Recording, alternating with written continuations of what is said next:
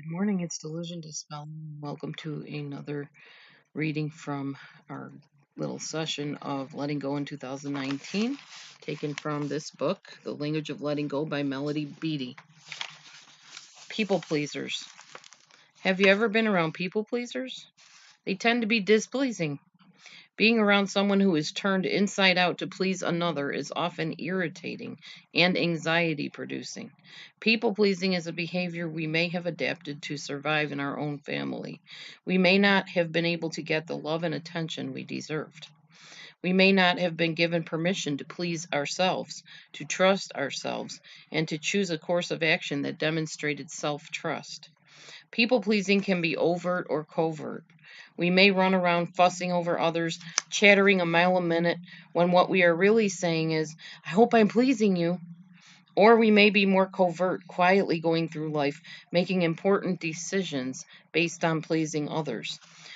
Taking other people's wants and needs into consideration is an important part of our relationships. We have responsibilities to friends and families and employers. We have a strong inner responsibility to be loving and caring. But people pleasing backfires. Not only do others get annoyed with us, we often get annoyed when our efforts to please do not work as we planned. The most comfortable people to be around are those who are considerate of others but ultimately please themselves. Help me, God, work through my fears and begin to please myself. Now, let's talk about this real quick. Pleasing yourself. There's a balance in that.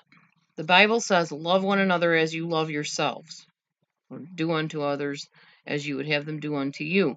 So there is an emphasis on it's not just about them out there, it's about you as well. Because if you're not fulfilled inside yourself, you're not taking care of your own needs, practicing good self care, you're going to be drained because you're going to be giving your whole self to other people. You need to have the balance of taking care of your own needs, but also taking care of other people's needs. It's not just a one or the other, it's both. So you need to find that balance of taking care of yourself and taking care of other people.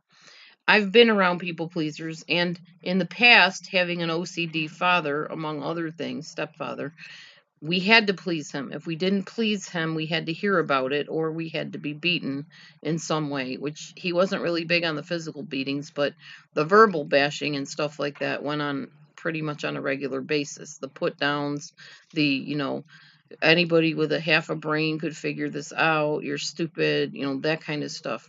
So we learned people pleasing ways, my brother and I. And it was a really rough childhood because there was never anything good enough to please somebody like that. But even with a regular person, a neurotypical person that does not have OCD, that's just very demanding, it's still very exhausting to try to please in every way, shape, and form. And you need to get that balance in there and make sure if you're going to help somebody else that you have the resources to do it and that you feel fulfilled and secure in yourself so that you have something inside yourself to give to another. Anyway, thanks for watching, and we will see you on the next Letting Go in 2019. Have a wonderful day, everybody. Be blessed.